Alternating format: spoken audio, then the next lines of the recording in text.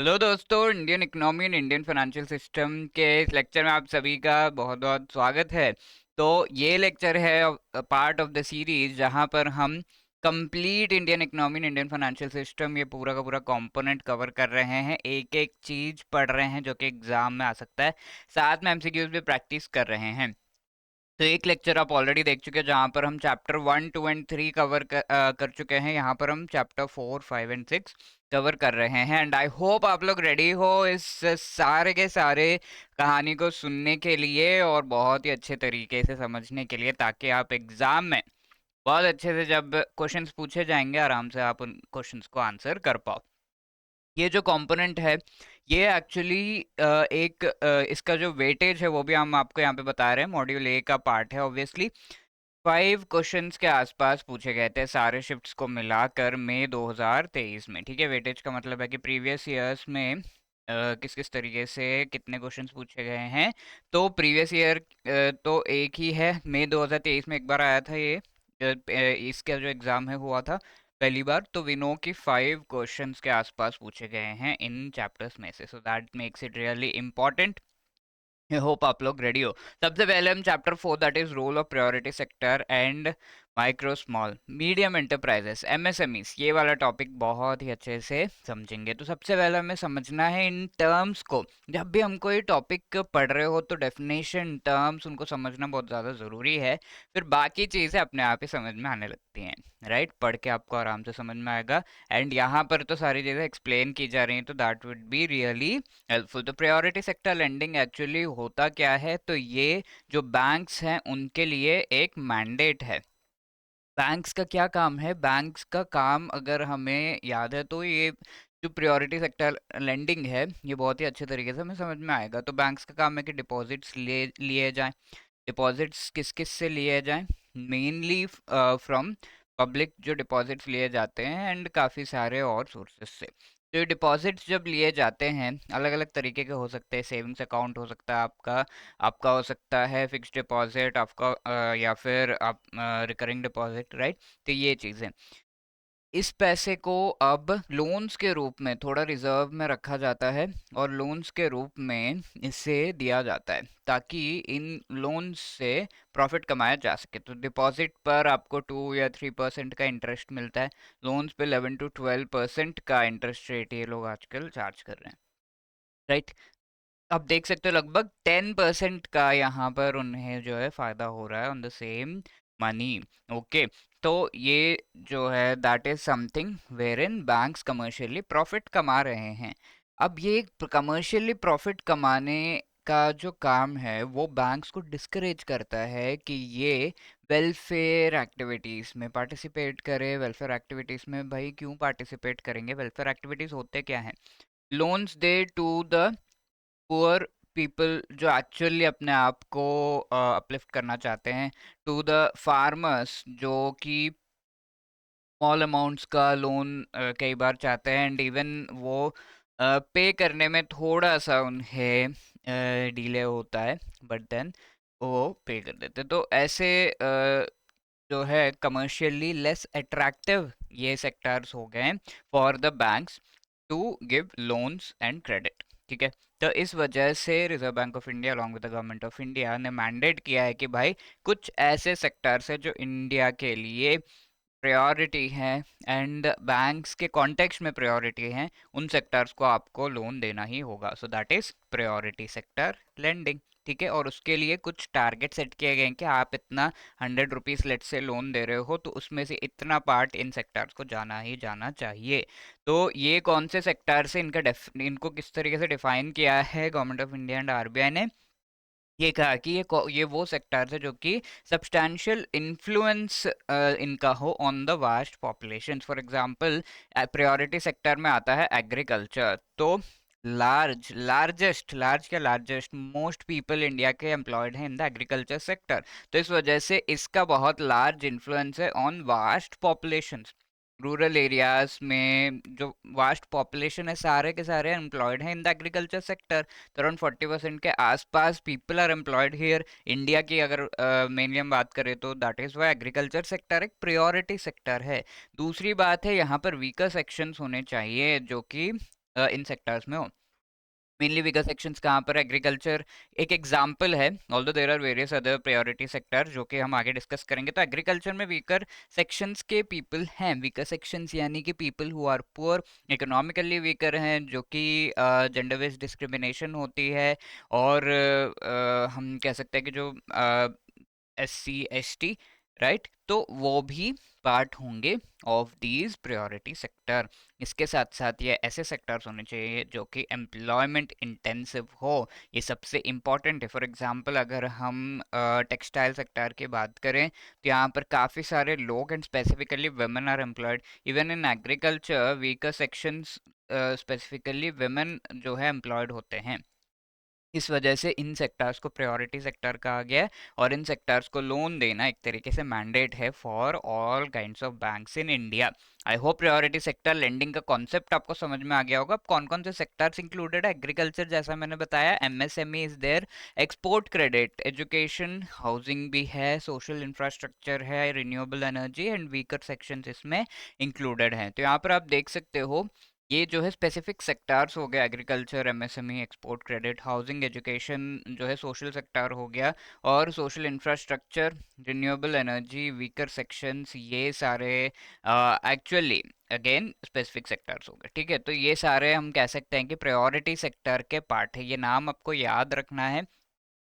इनका आप देख सकते हो कि वास्ट पॉपुलेशन, बहुत सारे लोग MSMEs में एम्प्लॉयड है, एग्रीकल्चर, एक्सपोर्ट्स, क्रेडिट एक्सपोर्ट जो करते हैं उसमें एम्प्लॉयड है, क्योंकि MSMEs का बहुत ही लार्ज कंट्रीब्यूशन है टू एक्सपोर्ट, तो एक्सपोर्ट करने के लिए भी ये क्रेडिट प्रोवाइड किया जा सकता है। एजुकेशन एंड हाउसिंग बहुत ही ज़्यादा इंपॉर्टेंट सेक्टर्स हैं अगर किसी भी पॉपुलेशन को ग्रो करना है, ठीक है, होलिस्टिकली ग्रो करना है, डेवलप होना है, तो these are important, renewable energy, social infrastructure and weaker sections, ये सारे हमारे प्रायोरिटी सेक्टर। इसके साथ साथ कुछ और सेक्टर्स को रिसेंटली ऐड किया गया है। What are they, bank finance to startup, startups भी प्रायोरिटी हैं हमारे लिए। कई बार स्टार्टअप्स को भी देने से डरते हैं, पता नहीं ये फेल होगा कि सक्सेसफुल होगा, how can we give loan, इसलिए loans to farmers, solar power plant install करने के लिए, जो कि हमारे गवर्नमेंट का बहुत ही इम्पोर्टेंट एक एजेंडा है। लोन क्या है, कंप्रेस्ड बायोगैस प्लांट्स के लिए भी लोन यहाँ पर प्रोवाइड किया जा रहा है, क्योंकि हम renewable energy and net zero emissions की तरफ आगे बढ़ रहे हैं। तो this is a very important step. तो बायोगैस प्लांट अगर कोई इंस्टॉल कर रहा है उसके लिए आपको लोन मिल सकता है, एंड वो लोन प्रायोरिटी सेक्टर में काउंट किया जाएगा।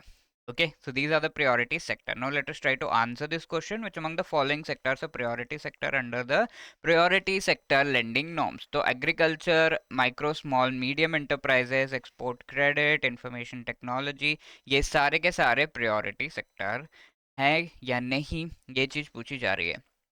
यहाँ पर हम ये देख सकते हैं कि agriculture, MSME and export credit तो हैं, लेकिन information technology, IT is not priority sector. ठीक है, ऑलरेडी इतना कमाते हैं, फिर उनको लोन देने का क्या मतलब हुआ? What will be the right answer here? 1, 2 and 3 only, A directly हमारा सही जवाब है, इजंट इट? अब हम आगे बढ़ रहे हैं, प्रायोरिटी सेक्टर लेंडिंग, वो कॉन्सेप्ट तो हमें समझ में आ गया, प्रायोरिटी सेक्टर क्या है वो भी समझ में आ गया। अब इसके टारगेट्स क्या दिए गए हैं अलग अलग बैंक्स को, that is an important thing, और ये ऐसी चीज़ है जो एग्ज़ाम में पूछी जाती है एक्चुअली, राइट? तो प्रीवियस से चीज़ें समझकर हम इसको बहुत आराम से समझ सकते हैं। अब हमें PSL का मीनिंग बहुत अच्छे से पता है।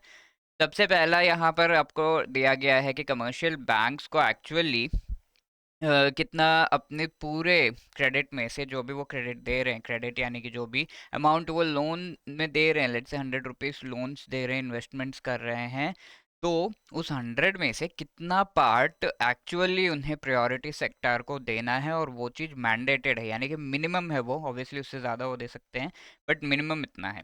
तो कमर्शियल बैंक्स इंक्लूड, यहाँ पर जो regional rural banks and small finance banks included नहीं है। Foreign banks with 20 branches and above, तो फॉरेन बैंक्स भी यहाँ पर है, फॉर एग्जांपल सिटी बैंक, ग्रीनलेस, ये सब भी इंक्लूडेड हैं इस पर्टिकुलर क्लासिफिकेशन में। ठीक है, उनके लिए क्या हम नॉर्म्स दिए गए हैं, वो कौन से फॉरेन बैंक जो कि 20 ब्रांचेस से ज़्यादा इंडिया में जिनके हों, दोज फॉरेन बैंक्स।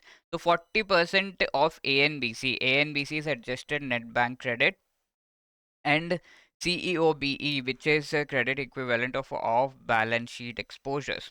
ये दोनों टर्म्स के बहुत ज़्यादा डेप्थ में हम नहीं जाएंगे, लेकिन ये दोनों टर्म्स रिप्रेजेंट करते हैं बैंक क्रेडिट को। सिंपली बैंक क्रेडिट क्या है? जो पैसा जो लोन में दिया हुआ, इन्वेस्ट किया हुआ पैसा है, दैट इज बैंक क्रेडिट। उसमें से लेट्स से मैंने जैसे कहा 100 है, उसमें से 40% they have to give to these priority sector only, उनको ही लोन देना होगा।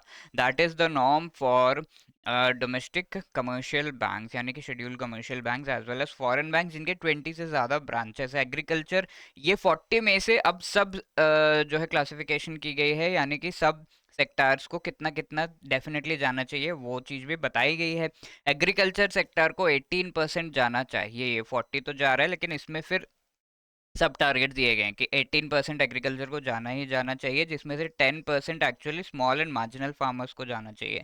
माइक्रो एंटरप्राइजेस को 7.5% जाना चाहिए एंड वीकर सेक्शंस को 12% अमाउंट जाना चाहिए। सो ये टारगेट्स, ये जो परसेंटेज है, ये आपको याद करना होगा। There is no way out of this, right? But थोड़ा सा इजी हम जो है ट्रिक इसका याद करने का देख लेते हैं थोड़ी देर में। तो फॉरेन बैंक्स अब 20 से ज़्यादा ब्रांचेस वालों के लिए तो बता दिया, अब 20 से कम वालों का क्या होगा?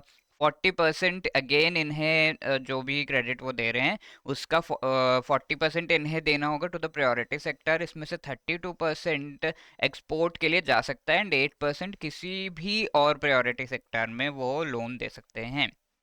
इनके लिए मैंडेट किया गया कि 32% तक, अप टू 32%, यानी कि it can be more but up to 32% जो है वो जाना चाहिए to the export credit, exports के लिए जाना चाहिए। क्योंकि फॉरेन बैंक्स जो कि 20 से लेस ब्रांचेस है, तो उनका मेन एम यहाँ इंडिया में ब्रांच एस्टेब्लिश करने का वो ही होगा कि वो एक्सपोर्ट्स को हेल्प कर सके। एक्सपोर्ट्स क्योंकि उस उनके जो पीपल है वो इंडिया में काम कर रहे होंगे, उनको हेल्प करने के लिए फॉरेन बैंक्स मेनली आते हैं अपने सेम कस्टमर्स को ओवरसीज हेल्प करने के लिए with respect to banking functions obviously. तो एक्सपोर्ट्स इज समथिंग जहाँ पर ये एक्चुअली लोन्स देना चाहेंगे, तो उन्हें वो छूट दी गई है। अब नेक्स्ट है regional rural banks and small finance banks. इनका तो मेन काम ही है कि ऐसे वीकर सेक्शंस को सपोर्ट करना। Regional rural banks mainly rural areas में, small finance banks as the name suggest small finance provide करने के लिए है। किसको स्मॉल फाइनेंस चाहिए? स्मॉल फाइनेंस का मतलब क्या होता है? छोटे अमाउंट के, कम अमाउंट के, लेस अमाउंट के loans, they are small finance. ठीक है, ये इस तरह के लोन्स जब दिए जाते हैं तो we can call them small finance. Small finance banks actually छोटे अमाउंट के लोन जो है वो प्रोवाइड करते हैं। ठीक है, इनका जो 50% लोन का पोर्टफोलियो होना चाहिए, that should be less than 25,000। जो अमाउंट है उसका, उससे कम के लोन्स एक्चुअली होने चाहिए। तो that is why small finance banks have a specific function. ठीक है, इसलिए इनका नाम है एंड अगेन डिफरेंशिएटेड बैंक्स भी इन्हें कहा जाता है। तो ये चीज़ें फिर से हम आगे भी पढ़ेंगे, डिफरेंशिएटेड बैंक्स क्या है और इनके टाइप्स। बट अभी के लिए दे हैव स्पेसिफिक फंक्शन, और ये इस तरह के वीकर सेक्शंस को ही सर्व मेनली करते हैं। इस वजह से इनके टारगेट्स भी थोड़े हाई रखे गए हैं। आप देख रहे हो 75%, जो भी 100 रुपीज़ अगर ये क्रेडिट दे रहे तो उसमें से 75 rupees they have to give to these sections, यहाँ पर भी 75%। अब रीजनल रूरल बैंक्स के लिए 75% में से medium enterprises, social infrastructure, renewable energy shall be account for private priority sector up to 15%। ठीक है, तो मीडियम एंटरप्राइज 75 में से medium enterprises, social infrastructure and renewable energy को 15% अमाउंट जो है जाना चाहिए, ये दिया गया है। इसके साथ साथ एग्रीकल्चर का आप टारगेट देख सकते हो, सेम है एग्रीकल्चर सेक्टर के लिए 10% small and marginal farmers, 7.5% micro enterprises के लिए, एंड थोड़ा सा डिफरेंस आप यहाँ पे देख रहे हो जो वीकर सेक्शंस को जा रहा है, तो दैट इज 15% यहाँ पर होना चाहिए। ठीक है, वीकर सेक्शंस को जो लोन्स जा रहे हैं वो थोड़ा सा हाई रखा गया है, बिकॉज रूरल एरियाज में मोस्टली वीकर सेक्शंस होते हैं, तो 15% उन्हें जाना चाहिए। अब स्मॉल फाइनेंस बैंक्स के लिए ये तो 75 है, बाकी सब सेम है, 18%, 7.5 एंड 12%। तो हम ये कैसे याद रख सकते हैं? 40 तो आपको याद रखना होगा, 40, 75 ये तो आपको याद रहेगा। एग्रीकल्चर के लिए 18 ही है, there is no change, 18 and 10 आपको याद रखना है। माइक्रो एंटरप्राइजेस में 7.5 जो है that is same, but weaker sections के लिए 12 है और स्मॉल फाइनेंस बैंक्स का 12 है, but only for regional rural bank जहाँ पर मोस्ट वीकर सेक्शंस आपको देखने को मिलता है दैट इज 15। तो ये नंबर्स आपको याद रखने होंगे, आई होप आपको याद हो गए हैं। आगे हम डिस्कस कर रहे हैं about micro small medium enterprises. ठीक है, तो माइक्रो स्मॉल मीडियम एंटरप्राइजेस, इसमें एंटरप्राइजेस ये जो टर्म है इसे सबसे पहले समझते हैं। एंटरप्राइजेस का मतलब होता है दीज आर लाइक फैक्ट्रीज या फिर सर्विसेज के देने के लिए, सर्विसेज प्रोवाइड करने के लिए एक छोटा सा कह सकते हैं कि हम एक बिल्डिंग या फिर कुछ कंस्ट्रक्शन, एक एस्टेब्लिशमेंट शुरू कर रहे हैं फॉर मैन्युफैक्चरिंग और सर्विस। ठीक है, उनके साइज के बेसिस पर उन्हें माइक्रो, स्मॉल, मीडियम इस तरीके से क्लासिफाई किया गया है, दैट इज एमएसएमई। ठीक है, आई होप आपको समझ में आ रहा है। एंटरप्राइजेस स्मॉल एस्टैब्लिशमेंट जो कि मैन्युफैक्चरिंग या सर्विसेज प्रोवाइड कर रहा है, और इस एस्टैब्लिशमेंट के साइज के हिसाब से उन्हें micro, small and medium enterprise कहा गया है। तो ये क्लासिफिकेशन का जो बेसिस है वो हमें पता होना चाहिए। तो ये बेसिस एक्चुअली पहले का अगर हम देखें तो वो थोड़ा सा डिफरेंट था, आज के डेट में थोड़ा सा डिफरेंट है, और ये रिसेंटली जो है चेंज किया गया है। तो ये पहले क्या था, माइक्रो, स्मॉल, मीडियम एंटरप्राइजेस को उनके जो मैन्युफैक्चरिंग है या सर्विस एंटरप्राइज है उसके बेसिस पर क्लासिफाई किया जाता था, और उन उसमें जो भी इन्वेस्टमेंट जा रहा है, प्लांट, मशीनरी, इक्विपमेंट, उसके बेसिस पे क्लासिफाई किया जाता था into micro, small and medium. ठीक है, इनके norms manufacturing and services enterprises के लिए अलग है। यानी कि अगर कोई माइक्रो एंटरप्राइज है, अगर वो मैन्युफैक्चरिंग कर रहा है, तो उसमें इन्वेस्टमेंट 25 लाख से कम होनी चाहिए। ठीक है, तो तब we can call that particular जो भी एंटरप्राइज है उसे हम मैन्युफैक्चरिंग करते हुए एंटरप्राइज को माइक्रो कह सकते हैं। स्मॉल के लिए क्या है, 5 करोड़ से कम, मीडियम के लिए 10 करोड़ से कम इन्वेस्टमेंट प्लांट, मशीनरी, इक्विपमेंट वगैरह में लगनी चाहिए। अब सर्विसेज एंटरप्राइजेस में इतना ज़्यादा पैसा नहीं लगेगा, है ना, तो इसके लिए टारगेट जो लिमिट्स है क्लासिफिकेशन के वो कम है, 10 लाख, 2 करोड़ एंड 5 करोड़। तो ये पहले की क्लासिफिकेशन है, इससे क्वेश्चन भी पूछा गया है तो ये भी हमें पता होना चाहिए। अब लेटेस्ट क्लासिफिकेशन क्या है, इसमें दो चेंजेस किए गए हैं। एक तो ये कि मैन्युफैक्चरिंग एंड सर्विसेज एंटरप्राइज को मर्ज कर दिया गया, दोनों के लिए सेम जो है नंबर्स हैं।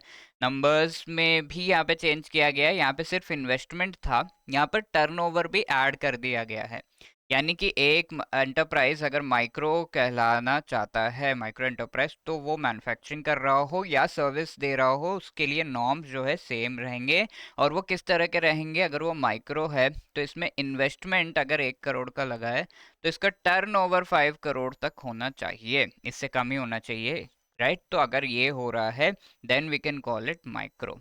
ठीक है, अब ये नंबर जब चेंज करते हैं देन इट इज स्मॉल या मीडियम। तो स्मॉल कब है, 10-50 करोड़, 50-50 करोड़ है, then that is medium. I hope this is clear, ये नंबर्स भी आपको याद रखने होंगे। अब एडवांटेजेस क्या है एमएसएमईज के, डोमेस्टिक प्रोडक्शन जो है उसे बूस्ट कर रहा है, मेक इन इंडिया को बूस्ट कर रहा है, इन्वेस्टमेंट रिक्वायरमेंट्स भी काफ़ी लो हैं।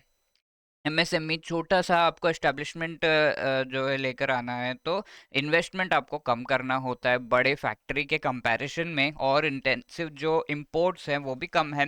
हमें इंपोर्ट्स बहुत ज़्यादा करने की ज़रूरत नहीं होती क्योंकि छोटे factories and mostly indigenously India में जो चीज़ें मिल रही हैं उस वही इनके रॉ मटेरियल्स होते हैं, बहुत ज़्यादा इंपोर्ट जो है वो नहीं करते, बट एक्सपोर्ट में मेजर इनका कंट्रीब्यूशन होता है। इसी वजह से एक्सपोर्ट अर्निंग्स काफ़ी ज़्यादा हैं। टेक्नोलॉजी जो ये यूज़ कर रहे हैं वो बहुत ज़्यादा हाई तो नहीं, बट देन ऑप्टिमम टेक्नोलॉजी जो कि इंडिजिनस है, और इस टेक्नोलॉजी को इंडिजिनसली इंडिया में ही डेवलप किया जा रहा है। एंड ये इस वजह से टेक्नोलॉजिकल अपग्रेडेशन भी विथ रिस्पेक्ट टू इंडस्ट्रीज किया जा रहा है। इम्पोर्ट्स को एक्चुअली ये सब्सटीट्यूट कर रहे हैं जो एंड प्रोडक्ट्स बन रहा है। फॉर एग्जाम्पल चाइना से बहुत ज़्यादा जो प्लास्टिक्स है वो आते हैं, but MSME sector plastics produce करते हैं, तो ये इस इंपोर्ट को हम इससे सब्सटीट्यूट कर सकते हैं, राइट। तो दैट इज़ अ थिंग, और ऑपरेशनल फ्लेक्सिबिलिटी यहाँ पर है कि ये बहुत ही आराम से, लेट से पहले प्लास्टिक बना रहे थे, अब फिर वो कुछ और बना सकते हैं बहुत ही आराम से, थोड़े से चेंजेस करके अपने एस्टेब्लिशमेंट में, फैक्ट्री में वो नए प्रोडक्ट्स बना सकते हैं। तो there is flexibility. Also location wise mobility है, बहुत बड़ा फैक्ट्री तो है नहीं, तो आराम से जो भी इक्विपमेंट है उसे मूव किया जा सकता है from one place to another. अब एमएसएमईज के और भी फीचर्स अगर हम देखें तो we can say small medium enterprises, 90% business जो ग्लोबली है वो सारा स्मॉल मीडियम एंटरप्राइजेस के थ्रू ही रन हो रहा है। ठीक है, लार्ज एंटरप्राइजेस, लार्ज फैक्ट्रीज कम है, 10% है, but small medium enterprises actually 90% global business attract कर रहे हैं, 50% ग्लोबली एम्प्लॉयमेंट जो इनमें ही है, मीडियम स्मॉल एंटरप्राइजेस में। इसके साथ साथ हम ये कह सकते हैं कि बहुत ज़्यादा डाइवर्सिटी है, अलग अलग तरह के प्रोडक्ट्स ये बनाते हैं, राइट। हर तरह के प्रोडक्ट्स, हर वैरायटी के प्रोडक्ट्स ये बनाते हैं। ऑल्सो कंट्रीब्यूशन जो ग्लोबल जीडीपी को 33% का कंट्रीब्यूशन ये देते हैं। जीवीए जाति, ये जीडीपी एंड जीवीए दोनों ही, जैसा कि मैंने आपको बताया, ये दोनों ही नेशनल इनकम, किसी भी कंट्री के इनकम को रिप्रेजेंट करते हैं। तो इसमें एमएसएमई सेक्टर कितना कंट्रीब्यूट कर रहा है जीडीपी में? 33%। जीडीपी एक तरीके से एक्सपेंडिचर के बेसिस पर, तो कितना एक्सपेंडिचर कर रहे हैं उसके बेसिस पर इनकम कैलकुलेट कर की जाती है। जीवीए प्रोडक्शन साइड के को दिमाग में रखकर, कितना प्रोडक्शन हो रहा है उसको दिमाग में रख के नेशनल इनकम कैलकुलेट किया जाता है। और 30% जो है यहाँ पर हम कह सकते हैं जीवीए में कंट्रीब्यूशन है। बैंक क्रेडिट ग्रोथ 12.6% के आसपास ईयर ऑन ईयर रहा है। मैन्युफैक्चर्ड प्रोडक्शन जो है 45% का कंट्रीब्यूशन ये दे रहा है इन इंडिया, राइट। तो ये सारी चीज़ें हैं विच आर द मेन, हम कह सकते हैं कि फीचर्स ऑफ एमएसएमईज। इसके साथ साथ एक्सपोर्ट्स में 40% से भी ज़्यादा का कंट्रीब्यूशन एमएसएमईज का है। तुम्हारा टारगेट क्या है? जीडीपी में 50% के आसपास कंट्रीब्यूट करे by 2025, that is a target in India. Export contribution $1 trillion तक हो 2027 तक। रिक्वायरमेंट्स क्या है इसके लिए? क्रेडिट, यानी कि उन्हें बहुत अच्छी तरीके से इजी एक्सेस होना चाहिए टू द लोन्स। इसके साथ साथ मैन्युफैक्चरिंग का जो सपोर्ट है वो उन्हें मिलना चाहिए, कि बहुत लेट्स से उन्हें टेक्नोलॉजी अपग्रेड करना है, थोड़ी सी टेक्नोलॉजी रिक्वायरमेंट है, तो वो सपोर्ट उन्हें मिलना चाहिए। खुद से इन्वेस्ट करना उनके लिए थोड़ा सा डिफिकल्ट होता है, तो वो इनोवेशन एंड एंटरप्रेन्योरियल सपोर्ट भी मिलना चाहिए, कि आप कम रिसोर्सेज का यूज़ करके ज़्यादा कैसे प्रोड्यूस कर सकते हो। तो उसके लिए इनोवेशन की ज़रूरत है, नई टेक्नोलॉजी की ज़रूरत है। That support and help should be provided. Entrepreneurial support भी प्रोवाइड करना चाहिए, किस तरीके से आपको बिजनेस करना, चलो प्रोडक्शन तो कर लिया, बट बिजनेस, मार्केटिंग, ये सब भी करना ज़रूरी है। तो वो मार्केट सपोर्ट एंड प्रोक्योरमेंट, ये तो गवर्नमेंट बहुत अच्छे से करती है। एमएसएमई से गवर्नमेंट डिपार्टमेंट जो है वो प्रोक्योर करते हैं। तो मार्केट सपोर्ट यानी कि एक मार्केट क्रिएट करते हैं। बनाए तो किसके लिए बनाए? कई बार होता ये है कि मैंने जो एग्जांपल आपको दिया कि प्लास्टिक्स चाइना से आ रहे हैं और एमएसएमईज भी बना रहे हैं, तो चाइना से आ रहे हैं तो वो काफ़ी चीप है, जहाँ 10 रुपए में सामान मिल जा रहा है। ये जो बना रहे हैं लेट से 40 रुपीज़ में मिल रहा है, तो आप ये खरीदोगे? ये ऑब्वियसली ये खरीदोगे। जितनी भी देशभक्ति हो, आप जब खरीदने की बात आएगी तो मोस्टली ये खरीदते हैं, राइट। तो दैट इज़ द थिंग। तो इस वजह से मार्केट क्रिएट करना थोड़ा सा डिफिकल्ट होता है, क्योंकि थोड़ा सा कॉस्ट जो इनका होता है वो राइज करता है। तो इस वजह से गवर्नमेंट इसमें सपोर्ट करती है कि कॉस्ट कम रहे और उससे एमएसएमईज का नुकसान ना हो। इसके साथ साथ गवर्नमेंट खुद प्रोक्योर भी करती है, खुद ही खरीदती है, that is called procurement. And खुद गवर्नमेंट के डिपार्टमेंट्स में सारी चीज़ें, लेट से प्लास्टिक्स खरीद रहे हैं तो पूरा गवर्नमेंट डिपार्टमेंट्स एमएसएमई से खरीदे हुए प्लास्टिक्स पर ही निर्भर है, राइट। तो ऐसा हो सकता है, राइट। तो दैट इज हैपनिंग। तो यहाँ पर एक क्वेश्चन आंसर करते हैं। The MSME sector has helped India achieve which among the following? High contribution to domestic production, जी हाँ। Significant export earnings, yes. Low investment requirement, low intensive import, चारों ही चीजें हैं। So D will be the right answer, isn't it? अभी अभी हम discuss कर चुके हैं। अब हम आगे देख रहे हैं कि क्या क्या इनिशिएटिव्स लिए गए हैं। एमएसएमईज एंड प्रायोरिटी सेक्टर तो हम कंप्लीट कर चुके हैं। एमएसएमईज से रिलेटेड क्या क्या इनिशिएटिव्स लिए गए हैं, उन चीज़ों को देखना बहुत ज़्यादा ज़रूरी है, ताकि हमें समझ में आए कि गवर्नमेंट किस तरीके से रोल प्ले कर रही है एमएसएमईज के ग्रोथ में। तो क्रेडिट प्रोवाइड करने के लिए, यानी कि लोन्स एंड लोन्स के ऊपर सपोर्ट प्रोवाइड करने के लिए कई सारे इनिशिएटिव्स गवर्नमेंट ऑफ इंडिया ने लिए हैं। उनमें से सबसे पहला है emergency credit line guarantee scheme. ठीक है। तो ये मेनली कोविड के टाइम पे दिया गया था, तो इस वजह से इसका नाम क्या है, इमरजेंसी। और ये क्या है, credit line guarantee.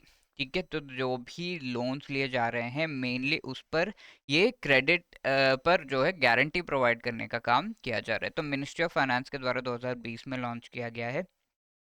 Fully guaranteed collateral free additional credit provide किया जा रहा है। ठीक है, फुल्ली गारंटीड। लेट्स से एक बैंक जो है लोन दे रहा है, तो ये बैंक लोन गवर्नमेंट के कहने पे दे रहा है, और ये लोन भी गारंटीड है। गारंटीड यानी कि अगर एमएसएमई पे नहीं करता है तो government of India is going to pay the loan. तो दैट इज द थिंग, तब तो बैंक लोन देगा फटाफट से, हाथ ही लो, क्योंकि ये तो गारंटीड है, ये लोन के पैसे तो कहीं जाने वाले हैं नहीं। 20% ऑफ देयर क्रेडिट आउटस्टैंडिंग जो भी है they can take loan, right. इसके साथ साथ ये एक्चुअली मार्च तक 2022 तक चला। इसमें कई सारे जो है 1 2 3 4 करके 4 फेजेस में इस स्कीम को इम्प्लीमेंट किया गया था। इसके बहुत डेप्थ के डिटेल्स में जाने की ज़रूरत नहीं है, बस थोड़े कुछ फिगर्स हमें पता होने चाहिए कि टोटली 3 लाख करोड़ का यहाँ पर एडिशनल फंडिंग प्रोवाइड किया गया है as part of this, and also 1.5 lakh crore जो है उसे एक्सटेंड किया गया, एंड देन 4.5 लाख करोड़ जो है that is the total corpus, right. तो ये चीज़ें एंड आत्मनिर्भर भारत पैकेज का पार्ट था ये। 100% गारंटी कवरेज यहाँ पर national credit guarantee trust company जो है वो गवर्नमेंट ऑफ इंडिया की कंपनी है, एंड ये प्रोवाइड कर रही थी। ठीक है, ये चीज़ें हैं। लोन्स के टेनोर 5 इयर्स के हैं, 1 ईयर का moratorium, interest rate 9.25%। Banks, financial institutions, NBFCs 14% interest rate पे दे रही थी, बट इसमें काफ़ी सारा जो है गवर्नमेंट प्रोवाइड करवा रही है, एंड देन गारंटी भी दे रही है, तो दैट इज़ द थिंग।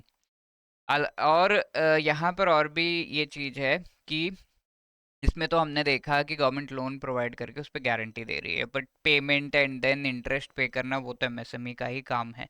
तो credit guarantee fund trust for MSc, ठीक है। इसी तरह का एक और है जहाँ पर माइक्रो स्मॉल एंटरप्राइजेस के लिए अगेन क्रेडिट गारंटी प्रोवाइड हो रहा है। अगर 5 लाख तक का है तो 85% माइक्रो एंटरप्राइजेस के लिए, अगर वो नॉर्थ ईस्ट में है तो 80%, वुमेन के लिए 85, ऑल अदर कैटेगरीज के लिए 75। ये बहुत ही डिटेल में समझ जो है याद रखने की ज़रूरत नहीं है, but then we should know कि इसका मेन एम क्या है। तो अगेन ये क्रेडिट गारंटी ही प्रोवाइड कर रहा है, और यहाँ पर तो फुल गारंटी था, फुल 100% गारंटी। यहाँ पे थोड़ा लोन के अमाउंट के हिसाब से परसेंटेज ऑफ गारंटी जो है वो चेंज हो रहा है, और ये दिया जा रहा है by the credit guarantee fund trust for MSc. ठीक है, तो ये सारे आपके यहाँ पे नंबर्स हैं। मूविंग ऑन, थर्ड यहाँ पर इनिशिएटिव है, क्रेडिट प्रोवाइड करने के लिए कहाँ पर जाएंगे, बैंक के पास जाएंगे, बैंक के चक्कर काटो, ये करो।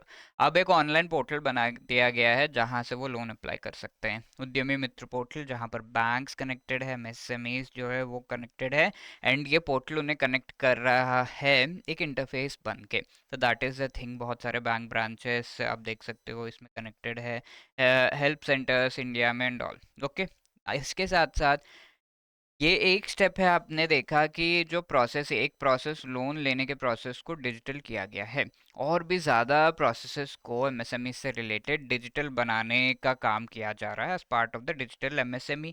क्लाउड कंप्यूटिंग वगैरह यूज़ करके एक इंफ्रास्ट्रक्चर क्रिएट किया जा रहा है जहाँ पर एमएसएमई कैन अवेल, बहुत सारे सर्विसेज अवेल कर सकते हैं ऑनलाइन। नेक्स्ट है पीएम एम्प्लॉयमेंट गारंटी प्रोग्राम। इस प्रोग्राम के तहत जो भी एमएसएमईज को सेटअप करना चाहते हैं, एंटरप्रेन्योर्स बनना चाहते हैं, उनको लोन प्रोवाइड किया जाएगा।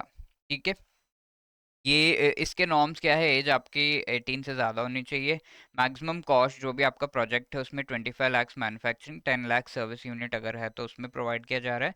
इसमें मेन जो बेनिफिट है वो है गवर्नमेंट सब्सिडी, जो भी आपका प्रोजेक्ट है 25% 35% सब्सिडी प्रोवाइड किया जा रहा है। उस प्रोजेक्ट का इतना कॉस्ट गवर्नमेंट दे देगी। ठीक है, वो सारी चीज़ें रूरल और अदर अलग अलग कैटेगरीज के लिए अलग अलग है। बेनिफिशियरीज यहाँ पे कौन है, entrepreneurs, institutions, cooperative society, self help group, trust वगैरह हैं। ऑनलाइन अप्लाई किया जा सकता है, एंड ये सारी चीज़ें, लॉक इन पीरियड इसमें जो है गवर्नमेंट सब्सिडी की 3 इयर्स की है। ठीक है, ये आप थोड़े डिटेल्स इसमें याद रख सकते हो, सारे समराइज कर दी गए हैं। अब कैपिटल लिंक्ड जो क्रेडिट लिंक कैपिटल सब्सिडी है, नाम से हमें पता चल रहा है ये capital subsidy actually credit linked है, यानी कि यहाँ पर मेन एम जो है टेक्नोलॉजी अपग्रेड करने के लिए for the micro small enterprises. इसमें क्या हो रहा है, कैपिटल सब्सिडी 15% की प्रोवाइड की जा रही है। जो भी आप पैसे लगा रहे हो उसमें थोड़ा सा जो पार्ट है वो government is going to help you with, इसमें 15% तक जो है वो गवर्नमेंट आपको दे देगी। 1 करोड़ तक अगर आप लगा रहे हो तो 15% government is going to help. ठीक है। 51 सब सेक्टार जिनको इसका लाभ होगा, बेनिफिट होगा, उनको सेलेक्ट किया गया। अब ये तो हो गया लोन देने से रिलेटेड। अब लेट्स से मैन्युफैक्चरिंग सपोर्ट जो है वो प्रोवाइड करना है, तो government is doing that also. Manufacture अगर कुछ किया जा रहा है तो उसमें गवर्नमेंट पूरा सपोर्ट दे रही है, and one of them is make in India program, जिसके तहत, जो कि 2014 में mainly ministry of commerce and industry के द्वारा as a nodal ministry launch किया गया था। तो इस मेक इन इंडिया प्रोग्राम में इंडिया में प्रोडक्शन करने से रिलेटेड सपोर्ट किया जा रहा है, इन्वेस्टमेंट्स अट्रैक्ट करना, एग्जिस्टिंग इंडियन टैलेंट बेस को यूज़ करना, ठीक है, ease of doing business index में बेटरमेंट लेकर आना, ये सारी चीज़ें। तो मैन्युफैक्चरिंग सेक्टर ग्रोथ और जीडीपी में ग्रोथ, जॉब्स क्रिएट करना, ये सारे मेन टारगेट्स हैं। की फीचर्स यहाँ पर 21 सेक्टार्स में मेक इन इंडिया को लेकर आया गया है। Make in India second phase की अगर मैं बात करूं तो डीपीआईआईटी कोऑर्डिनेट कर रहा है एक्शन प्लान्स को, डिपार्टमेंट ऑफ कॉमर्स जो है सर्विस सेक्टर से रिलेटेड प्लान्स को जो है कोऑर्डिनेट कर रहा है DPIIT with respect to manufacturing sector. तो यहाँ पर क्या है, new processes, new infrastructure, new sector, new mindset, ये चार जो है मेन पिलर्स हैं स्पेसिफिक इनिशिएटिव के, कि इंडिया में प्रोडक्शन को बढ़ाना है। न्यू प्रोसेसेस लेकर आएंगे हम जिससे प्रोडक्शन और भी इजी हो, फॉर एग्जांपल ऑनलाइन चीज़ें करना, नया इंफ्रास्ट्रक्चर जहाँ पर और भी ज़्यादा कम्युनिकेशन और ऑनलाइन चीज़ों को बेटर करना, नए सेक्टार्स में इंडिया में जो है प्रोडक्शन करने का काम हम करेंगे। न्यू माइंडसेट जहां पर इंडस्ट्री के साथ गवर्नमेंट पार्टनरशिप करके आगे बढ़ने का काम कर रहा है। तो ये चार जो है it is important, new process, new infrastructure, new sector and new mindset. Production linked incentive scheme एक और इसी तरह की स्कीम है जहां पर 2020 में इसको लॉन्च किया गया था। आपकी प्रोडक्शन अगर आप बढ़ा रहे हो, ठीक है, तो उस इंक्रीज इन प्रोडक्शन पर गवर्नमेंट थोड़ा सा आपको जो है अमाउंट प्रोवाइड कर रही है। तो प्रोडक्शन जैसे जैसे बढ़ रहा है वैसे वैसे आपको इंसेंटिव्स मिल रहे हैं। तो डिफरेंट सेक्टार्स में ये एप्लीकेबल था, और डिफरेंट डिफरेंट मिनिस्ट्रीज जो है एक्चुअली यहाँ पर काम कर रही है। फॉर एग्जांपल टेक्सटाइल प्रोडक्ट से रिलेटेड नोडल मिनिस्ट्री कौन है, मिनिस्ट्री ऑफ टेक्सटाइल। इसी तरीके से अगर हम देखें stand up India and startup India, दो ये स्कीम्स हैं जो कि स्टार्टअप्स को एक्चुअली हेल्प कर रहे हैं। एंटरप्रेन्योर्स अगर let's say SC ST and women वो बनना चाहते हैं तो उन्हें 10 लाख से 1 करोड़ तक का लोन स्टैंड अप इंडिया के तहत प्रोवाइड किया जा रहा है, so that they can start their own business. और ये मेनली ग्रीन फील्ड प्रोजेक्ट्स के लिए है। ग्रीन फील्ड मतलब ये प्रोजेक्ट है जो कि एकदम स्क्रैच से स्टार्ट हो रहे हो, बिल्कुल कुछ भी नहीं है, नया प्रोजेक्ट लेकर आ रहे हो आप, नया एक बिल्डिंग खड़ा करोगे फिर उसमें सारा कुछ। तो that is the thing. Startup India क्या है, ये actually individuals as well as businesses को सपोर्ट करने का एक इनिशिएटिव है, जो कि अगर वो स्टार्टअप्स एस्टेब्लिश कर रहे हैं तो उसमें, इसके साथ यहाँ पर मेनली फाइनेंस प्रोवाइड करना, टैक्स में जो ब्रेक्स है वो प्रोवाइड करना, यानी कि टैक्स इतना है तो उसको कम करना। That these are the things जो कि इन इनिशिएटिव्स के तहत प्रोवाइड किया जा रहा है। अब एक स्कीम है for promotion of innovation rural industries and entrepreneurship, that is Aspire scheme. इस स्कीम के तहत जो भी इंक्यूबेटर्स हैं, लाइवलीहुड बिजनेस इंक्यूबेटर्स इस तरीके से डेजिग्नेट किया गया है स्टार्टअप्स को जो हेल्प करते हैं कि आप ग्रो करो, those are mainly called incubators. और एग्रीकल्चर सेक्टर में एंड रूरल एरियाज में ये हेल्प करेंगे स्टार्टअप्स को ग्रो करने के लिए, यानी कि इंटरप्रेन्योरशिप उनमें लाने की कोशिश करेंगे। अब मार्केट सपोर्ट एंड प्रोक्योरमेंट वाला पार्ट जो है उसमें हम ये कह सकते हैं कि कुछ इनिशिएटिव्स लाए गए हैं। सबसे पहला इसमें है MSME संबंध। तो MSME से मैंने कहा था आपको कि गवर्नमेंट जो है वो प्रोक्योर करती है, तो कई बार पेमेंट में डिले हो जाता है गवर्नमेंट के एंड से या गवर्नमेंट के डिपार्टमेंट्स के एंड से, तो गवर्नमेंट को जाकर हम कहा तो नहीं सकते एमएसएमई तो एक प्रोसीजर होना चाहिए कि ये अपना जो ग्रीवेंसेस है वो रिड्रेस करवा सकें। तो उसके लिए एमएसएमई समाधान पोर्टल पर वो अपने केसेस जो है डिलेड पेमेंट से रिलेटेड वहाँ पर पोस्ट कर सकते हैं। एमएसएमई संबंध पोर्टल के थ्रू मॉनिटर किया जाता है कि ये पेमेंट सही से हो रहा है या नहीं, सही टाइम पे। एमएसएमई संपर्क पोर्टल के थ्रू जो भी जॉब सीकर है, रिक्रूटर्स है, उन्हें कनेक्ट किया जा रहा है। ठीक है। ट्रेनी स्टूडेंट जो कि एमएसएमई टेक्नोलॉजी सेंटर्स से हैं उनके लिए मेनली है। Digital payments obviously ministry of MSME के अंडर एमएसएमई के सारे पेमेंट्स डिजिटल हो, ये चीज़ पर ध्यान दिया जा रहा है। And also scheme of fund for regeneration of traditional industries, यानी कि स्फूर्ति इनिशिएटिव जो कि 2005 में लाया गया था अंडर एमएसएमई मिनिस्ट्री। इसके तहत ट्रेडिशनल इंडस्ट्रीज को हेल्प करने का काम, यानी कि खादी विलेज इंडस्ट्रीज को हेल्प करने का काम। और ये KVIC khadi village industries commission इसका नोडल एजेंसी है। इसके साथ साथ कॉयर बोर्ड जो है, कॉयर बेस्ड जो क्लस्टर्स है उन्हें बनाने से रिलेटेड। तो इसका मेन एम क्या है, लोगों का एक क्लस्टर बनाया जाएगा जो सिमिलर काइंड ऑफ काम कर रहे हैं। फॉर एग्जांपल अमूल जो है इसकी कोऑपरेटिव बनाई गई है और सारे मिल्क से रिलेटेड पीपल जो हैं वो सब इस कोऑपरेटिव का पार्ट है। अब इस इनका एक group, cooperative is a group. उस ग्रुप जब भी आप ग्रुप में होते हो तो सारे फैसिलिटीज आप शेयर कर सकते हो, मनी जो है वो शेयर कर सकते हो, और सारा प्रोडक्शन का रिक्वायरमेंट रॉ मटेरियल शेयर करके आप अच्छे एंड प्रोडक्ट्स बना सकते हो, स्टैंडर्डाइज कर सकते हो सबको। तो इस वजह से उनको ग्रुप करने का काम किया जा रहा है ताकि ट्रेडिशनल इंडस्ट्रीज सर्वाइव कर सके। ठीक है। ये एक सेंट्रल सेक्टर स्कीम है, यानी कि सारा का सारा पेमेंट कौन दे रहा है, 100% of the payment central government दे रही है। ठीक है। तो ये सारी चीज़ें हैं, मेनली क्लस्टर बनाने से रिलेटेड ये है। ओके। अब इसी तरीके का और एक क्लस्टर रिलेटेड, यानी कि ग्रुप बना के उनसे काम करवा के अच्छे प्रोडक्ट्स को बनाने से related MSC cluster development program है, विच इज सिमिलर।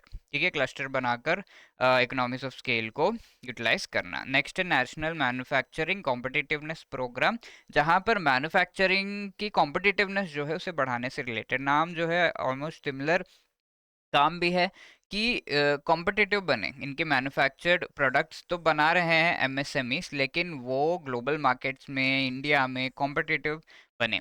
एक तो प्राइसेस उनके कॉम्पिटिटिव हो, साथ के साथ उनकी क्वालिटी काफ़ी हाई हो। इनसे रिलेटेड कई सारे इनिशिएटिव्स इसके अंडर लाए गए हैं। इनिशियली 5 years के लिए लॉन्च किया गया था।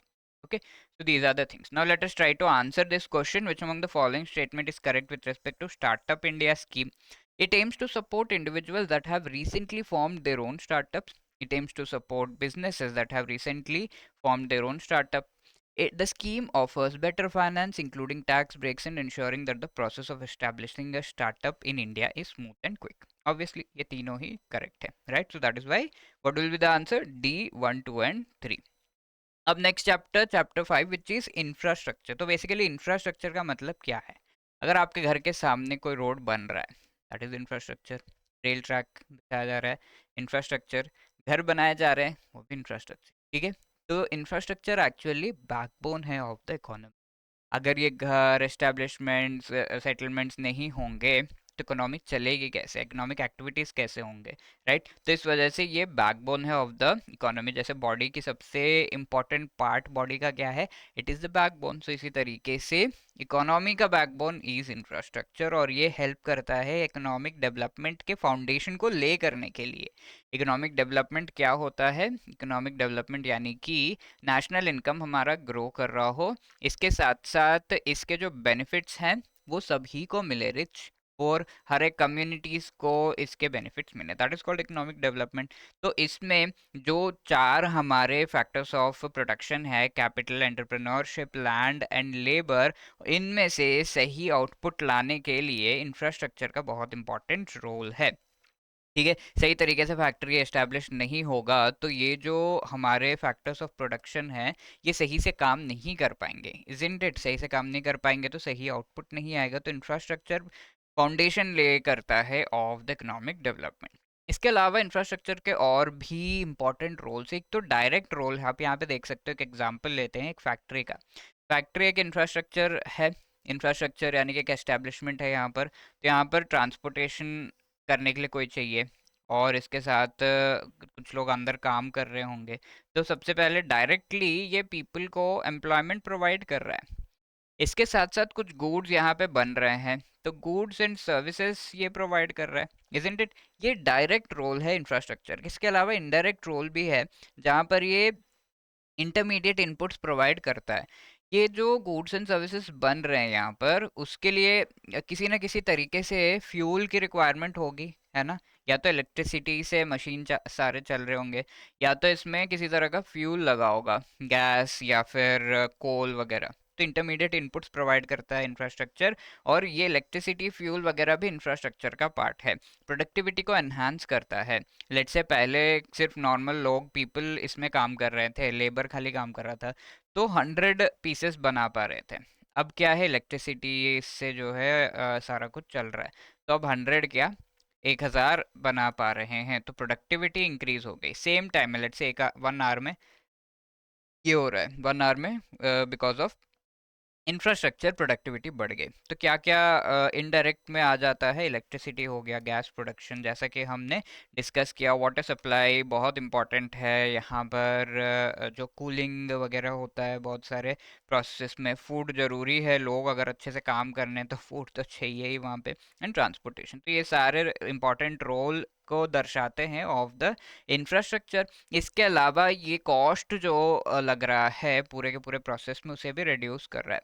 लेट्स से आपने पहले लेबर से काम करा रहे थे, अभी क्या हुआ, ये लेबर का जो कॉस्ट है वो धीरे धीरे बढ़ रहा है, बट देन आपने इनको रिप्लेस करके एक्चुअली एक मशीन जो है खरीदी। ऑब्वियसली ये एग्जांपल उतना पॉजिटिव नहीं है, बट देन ये चीज़ हुई है, तो that is why we can take that कि यहाँ पे मशीन से इन्हें रिप्लेस किया गया। मशीन के इनिशियल कॉस्ट तो लगेगा, फिर उसके बाद सिर्फ आप उसे मेंटेन कर रहे हो, सो दैट इज़ ओवरऑल कॉस्ट आपका जो है रिड्यूस हो रहा है। इसके साथ आउटपुट भी इंक्रीज हो रहा है। ये लोग 100 बना पा रहे थे, अभी 1000 बन रहे हैं, राइट? कम टाइम में, वो भी बेटर जो है मार्केट में बहुत अच्छी तरीके से इस प्रोडक्ट को ले जाया जा सकता है। तो इंफ्रास्ट्रक्चर डेवलप किया तो ये कंसिस्टेंट प्रोडक्ट्स बनेंगे इसमें। ठीक है, ह्यूमन हैंड जो है उससे कंसिस्टेंट चीज़ें नहीं बनती। एक बार हमने एक चीज़ लिखी तो दूसरे बार वैसा हम लिख भी नहीं पाएंगे, राइट? तो वो चीज़ें कंसिस्टेंटली हम नहीं कर पाते हैं, और इस वजह से मशीन जो है कंसिस्टेंट प्रोडक्ट्स बनाएंगे। तो इस वजह से मार्केट्स आपके जो हैं वो बेटर आपको मिलेंगे, प्रोडक्ट्स आपके बेटर बनेंगे, यूनिट कॉस्ट को मेंटेन करने में हेल्प करता है। ऑल्दो यहाँ पर जो है इनका अगर लेबर के रिक्वायरमेंट पेमेंट की ज़्यादा हुई तो कॉस्ट आपको अपने यूनिट्स यानी कि अपने प्रोडक्शन का, जो प्रोडक्ट्स हैं उनकी कॉस्ट बढ़ानी पड़ेगी, बट यहाँ पर ज़रूरत नहीं है, राइट? बिकॉज मशीन जो है कुछ साल तक तो अच्छे से चलते हैं, तो कॉस्ट में चेंजेस लाने की बहुत ज़्यादा ज़रूरत नहीं होती है। सो दो ज़्यादा थिंग्स। इसके अलावा इंफ्रास्ट्रक्चर को हमने तो देख लिया कि रोल क्या है, अब इसको क्लासीफाई कैसे कर सकते हैं, किस किस टाइप के इंफ्रास्ट्रक्चर हैं। यहाँ पर ही हम देख सकते हैं, हमने देखा एक एस्टैब्लिशमेंट है, और ये अलग टाइप के इंफ्रास्ट्रक्चर है जो कि हम कह रहे हैं कि सपोर्टिव इंफ्रास्ट्रक्चर है, राइट? तो इनको क्लासिफाई किया जा सकता है वेरियस काइंड्स। फर्स्ट तो based upon the capital investment. For example एक बहुत बड़ी फैक्ट्री एस्टैब्लिश कर रहे हैं, तो that is part of the economic infrastructure. अगर कैपिटल इन्वेस्टमेंट बहुत हाई है, प्लस इसमें बहुत ज़्यादा सोशल वेलफेयर नहीं है, ठीक है, वेलफेयर के जो टर्म्स में नहीं है, यानी कि लोगों का बहुत भला होगा इसको एस्टैब्लिश करके, ऐसा नहीं है। सोशल के साथ साथ एनवायरमेंटल भी। लेट्स से एक फैक्ट्री एस्टैब्लिश की जा रही है, तो एनवायरनमेंट को नुकसान पहुंचेगा ही पहुंचेगा, और काफ़ी हद तक जो गैसेस वगैरह रिलीज हो रहे हैं उससे होगा, एफ्लुएंट्स उसमें से आ रहे हैं। तो हाई कैपिटल इन्वेस्टमेंट हो रहा है, number one. Number two, social welfare इसमें कम है, एनवायरमेंटल वेलफेयर भी, एनवायरमेंटल कंजर्वेशन भी इसमें कम होता है, दैट इज इकोनॉमिक इंफ्रास्ट्रक्चर। अब सोशल इंफ्रास्ट्रक्चर क्या होता है? ये ऐसा इंफ्रास्ट्रक्चर है जिसमें कैपिटल इन्वेस्टमेंट कम है, बट सोशल वेलफेयर ज़्यादा है, एनवायरमेंटल बेनिफिट्स भी आपको जो है देखने को मिलेंगे in comparison to normal economic infrastructure. तो ये डिफरेंस है। इसके अलावा लोकेशन के बेसिस पर अर्बन एंड रूरल इंफ्रास्ट्रक्चर हम कह सकते हैं। फॉर एग्जांपल अर्बन एरियाज में आप मेट्रोज देखोगे चल रहे हैं, रूरल एरियाज में तो नहीं है।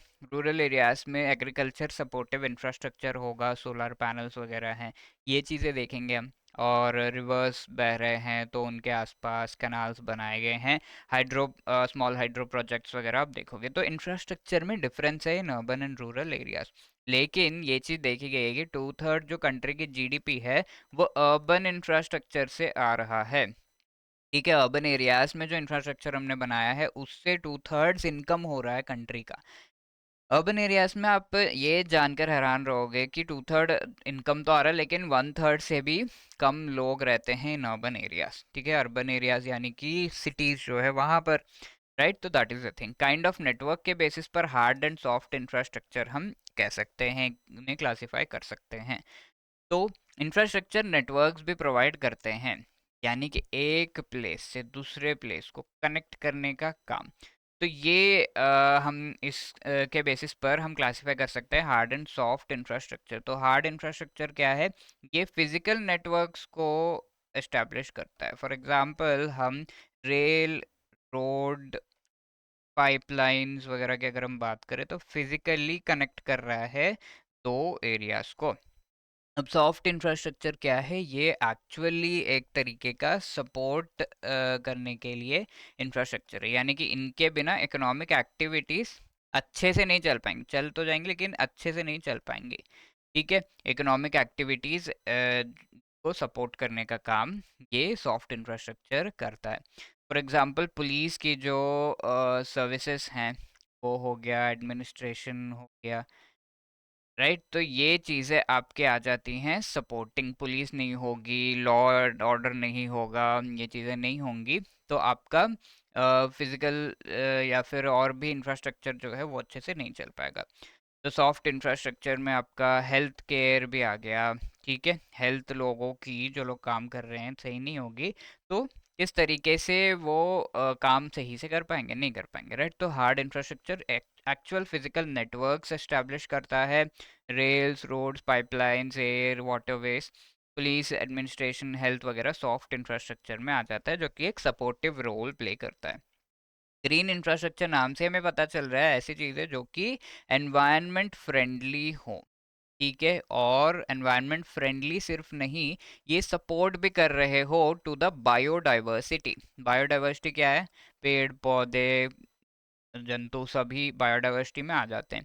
इनके एग्जाम्पल्स अगर हम देखें तो मेनली ये नेशनल पार्क्स हो गए, वाइल्ड लाइफ सैंक्चुरीज हो गए, राइट, जू हो गया, ये सब मेनली ग्रीन इंफ्रास्ट्रक्चर में आता है। ओके, तो यहाँ पर एनिमल्स एंड प्लांट्स के कंजर्वेशन की जाती है, टाइगर रिजर्व्स हो गए, राइट। तो दैट इज ग्रीन इंफ्रास्ट्रक्चर। अब यहाँ पर इस क्वेश्चन को आंसर करते हैं हम फटाफट से। बहुत ही इंपॉर्टेंट क्वेश्चन, ये प्रीवियस ईयर्स में पूछा भी गया है। विच among the following is not an example of hard infrastructure? Road, ports, airports, health के। तो हार्ड इंफ्रास्ट्रक्चर क्या है? आप फटाफट से पॉज करके इसका आंसर बता सकते हो। हार्ड इंफ्रास्ट्रक्चर इज समथिंग जहाँ पर फिजिकल नेटवर्क्स को एस्टेब्लिश किया जाता है। Road, port, airport is example of hard infrastructure. Health care क्या है? मैंने आपको बताया सॉफ्ट इंफ्रास्ट्रक्चर का पार्ट है। तो नॉट हार्ड क्या है? सॉफ्ट होगा, दैट इज डी। ठीक है, तो यहाँ पे आंसर शुड बी डी। अब हम आगे बढ़ रहे हैं इकोनॉमिक इंफ्रास्ट्रक्चर के कैरेक्टरिस्टिक्स को समझने के डायरेक्शन में। मेनली इकोनॉमिक इंफ्रास्ट्रक्चर, यहाँ पर एग्जांपल हम ले सकते हैं रोड जो बनाया जा रहा है या फिर बड़ी एक फैक्ट्री एस्टेब्लिश की जा रही है। तो ऐसे इंफ्रास्ट्रक्चर को मेनली गवर्नमेंट ही एस्टेब्लिश कर सकती है। इस वजह से एक तरीके का नेचुरल मोनोपोली होता है। लेट्स से मैं चाहूँ कि मैं एकदम रोड बना दूँ, रेल ट्रैक बना दूँ, तो I can not do that. Even private sector बहुत ही मुश्किल से वो कर सकता है।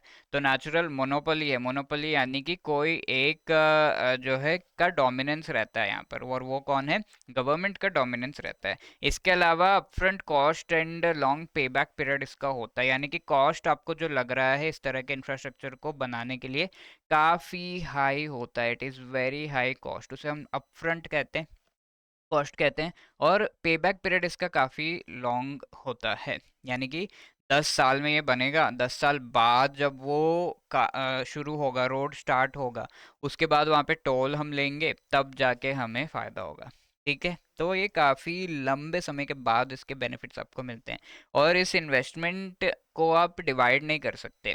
लेट्स से इनिशियली आपको 1 करोड़ रुपया चाहिए, तो चाहिए 1 करोड़ रुपया, इसको आप 10-10 लाख में दे रहे हो तो वो नहीं हो सकता। दैट इज़ वाई इंडिविजिबिलिटी होती है इन्वेस्टमेंट की, और इसके एक्सटर्नैलिटीज़ होते हैं, पॉजिटिव तो कम, नेगेटिव ज़्यादा होते हैं, ठीक है।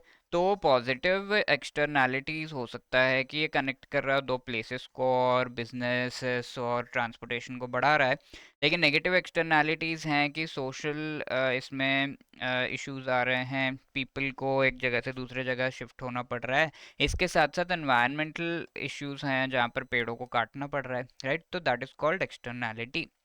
एक्सटर्नैलिटी बेसिकली ये वर्ड का मीनिंग है कि जिसने उसे बनाया उसके अलावा बाकी सबको, सब पर भी इसका असर हो रहा हो, रिमेनिंग पीपल पे असर हो रहा हो। फॉर एग्जांपल गवर्नमेंट ने बनाया, बट इसको बनाने के बाद, एक रोड को बनाने के बाद उसका असर बाकी लोग पे हो रहा है। लेट्स से एक हाइड्रो प्रोजेक्ट बनाया गया है, तो उसको गवर्नमेंट ने बनाया, लेकिन उसका इफेक्ट किस पे हो रहा है? उसका इफेक्ट हो रहा है पीपल जो वहाँ पे रहते थे, लोग, फार्मर्स, जिनको पॉजिटिव इम्पैक्ट होगा इसका, वो बेनिफिट कर पाएंगे फ्रॉम द वाटर जो कि सप्लाई किया जाएगा इरिगेशन के लिए, राइट। तो वो एक्सटर्नैलिटी कहा जाता है। संक कॉस्ट यानी कि इसमें कई सारे जो कॉस्ट है वो हिडन कॉस्ट होते हैं। फॉर एग्जांपल आपने 10 करोड़ रुपए आज के डेट में लगाए, 10 साल बाद ये बनकर जब आएगा तो ये 10 करोड़ रुपए की जो आपकी वैल्यू है वो घट चुकी होगी, और इसमें लेट से 20 करोड़ रुपए का फायदा भी हो रहा है, तो वो 20 करोड़ रुपए की वैल्यू 10 साल बाद कम हो जाएगी। तो ये एक कॉस्ट है। इसके अलावा लेट से कोई इंफ्रास्ट्रक्चर बनाया गया है बट उस पर क्लियरेंस नहीं मिल पा रहा है। फॉर एग्जांपल पीपल कह रहे हैं कि नहीं नहीं, ये यहाँ पे नहीं बनना चाहिए, मेनली न्यूक्लियर पावर प्लांट्स के साथ होता है। तो इसमें कहा जा रहा है कि ये न्यूक्लियर पावर प्लांट हमारे घर के पास नहीं बनेगा, तो लोगों ने बहुत प्रोटेस्ट किया, पेड़ नहीं काटेंगे, तो एनवायरमेंटल सोशल जो क्लियरेंस है वो नहीं हो पा रहा है। प्रोजेक्ट शुरू तो हमने कर दिया लेकिन वो अंत तक पहुंचा ही नहीं, 5 साल बाद रोकना पड़ा, सारे पैसे बर्बाद, राइट। तो वो चीज़ होती है। अब टाइप्स क्या इकोनॉमिक इंफ्रास्ट्रक्चर के? एनर्जी, जो natural gas pipeline, petroleum, fossil fuel, ये सब हो सकता है। Renewable energy, and let me tell you कि इंडिया रिन्यूएबल एनर्जी में 4th नंबर पर है, highest amount of renewable energy, हम 4th highest renewable energy generate कर रहे हैं। 4th नंबर पर विंड में है, सोलर में 5th नंबर पे है जो हम अमाउंट जनरेट कर पा रहे हैं। इसके अलावा वाटर अगर हम देखें, that is also infrastructure part है of economic infrastructure. Drinking water supply करने का पूरा जो सिस्टम है, पाइप से हैं, वाटर, वेस्ट वाटर कलेक्शन का सिस्टम है, इरिगेशन सिस्टम, ये सब। अब कम्युनिकेशन, पोस्टल, टेलीफोन, टेलीविजन, ये सारे हैं। और टेलीकॉम सेक्टर पर एफडीआई यानी कि फॉरेन डायरेक्ट इन्वेस्टमेंट का कैप लगाया गया है 100%। तो फॉरेन डायरेक्ट इन्वेस्टमेंट क्या होता है आगे के सेशंस में हम देखेंगे। भारत नेट इनिशिएटिव के थ्रू दूर दूर तक इंटरनेट पहुंचाने का और ऑप्टिकल फाइबर्स ले डाउन करने का हमारे गवर्नमेंट का मेन एम है। अब ये टर्म काफ़ी इंपॉर्टेंट है, क्रिटिकल इंफ्रास्ट्रक्चर। क्रिटिकल इंफ्रास्ट्रक्चर ऐसा इंफ्रास्ट्रक्चर है जिसके बिना हमारा काम चल ही नहीं सकता। बैकग्राउंड में अगर क्रिटिकल इंफ्रास्ट्रक्चर ना हो तो इंडस्ट्रीज क्या, कुछ भी नहीं चल पाएगा। तो इलेक्ट्रिसिटी, गैस हो गया, टेलीकम्युनिकेशन, फाइनेंशियल सर्विसेज, पेमेंट्स कैसे करेंगे हम, यूपीआई अगर नहीं हुआ तो, ट्रांसपोर्टेशन, सिक्योरिटी सर्विसेज, ये सब। इन सभी चीज़ों को पहुंचाने के लिए नेशनल ऑप्टिकल फाइबर नेटवर्क, पूरे इंडिया में ऑप्टिकल फाइबर ले करने से रिलेटेड, और इसके तहत 2.5 लाख ग्राम पंचायत को इंटरनेट और डिजिटली कनेक्ट करने का काम किया जा रहा है as part of this initiative. Transport में road, railway, aviation, bridge, tunnel आ गया। और one station one product initiative के थ्रू इंडियन गवर्नमेंट एक एक स्टेशन को एक ब्रांड बना रही है, वहाँ पर एक प्रोडक्ट जो है उसे बहुत ज़्यादा जो उस एरिया में मिल रहा है और उस एरिया में बहुत ही फेमस है, उसे बेचने का काम इस स्टेशन पर होगा, जिससे वो product as well as the station का जो फेम है वो बढ़ेगा। पीएम गति शक्ति इनिशिएटिव के थ्रू जो बहुत सारे इंफ्रास्ट्रक्चर प्रोजेक्ट्स हैं उसमें बहुत सारे डिपार्टमेंट्स और मिनिस्ट्रीज का काम होता है, उन सभी को एक प्लेटफॉर्म पर लाकर इस पूरे प्रोसेस को स्मूथ करने का काम किया जा रहा है इंफ्रास्ट्रक्चर डेवलपमेंट का। अब पर्वतमाला प्रोजेक्ट में क्या किया जा रहा है कि जो हिली रीजन्स है वहाँ पर रोपवेज बनाने का काम, ठीक है। This is part of the जो हमारे सागरमाला एंड ऑल चले थे उसका पार्ट है। अब हम ये देख रहे हैं कि which among the following is और are the examples of critical infrastructure? Electricity, gas, telecommunication, water supply. इनमें से कौन सा सही जवाब है? वी नो कि ये चारों ही क्रिटिकल इंफ्रास्ट्रक्चर का पार्ट है। क्रिटिकल इंफ्रास्ट्रक्चर विदाउट विच कोई भी इकोनॉमिक एक्टिविटी नहीं चलती। तो D will be the right answer, 1 2 3 and 4।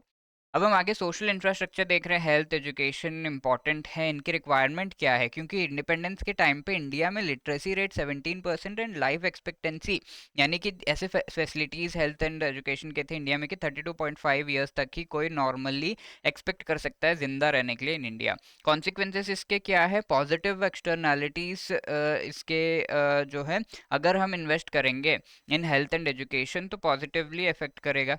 लोगों का हेल्थ बेटर रहेगा तो अच्छे से काम कर पाएंगे, एजुकेशन लेवल अच्छा रहेगा, ज़्यादा कमा पाएंगे, economic growth and development and wellbeing में हेल्प करेगा। इसका रिजल्ट क्या हुआ? हमने इन्वेस्ट किया इंडिया ने, और इसका रिजल्ट लिटरेसी रेट हमारा 17% से आज के डेट में 74% के आसपास है। लाइफ एक्सपेक्टेंसी 70 ईयर्स का है हमारा जो हेल्थ फैसिलिटीज़ के बेसिस पर। जीडीपी का इसमें 9% जो है सोशल इंफ्रास्ट्रक्चर में, हेल्थ एंड एजुकेशन में मेनली जाता है। इसके साथ साथ ह्यूमन कैपिटल को डेवलप करने का काम करना चाहिए।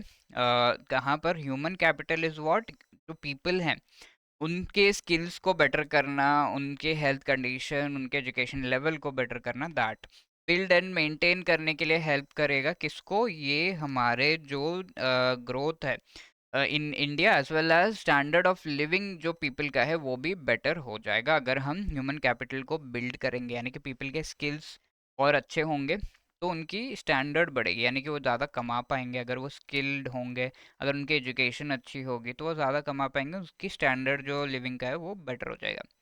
अब हेल्थ इंफ्रास्ट्रक्चर में कई initiatives, one of the important one is national health policy 2017 में लाई गई थी, और इसका मेन एम है 2.5% जो जीडीपी का है वो हमें स्पेंड करना है ऑन हेल्थ इनिशिएटिव्स।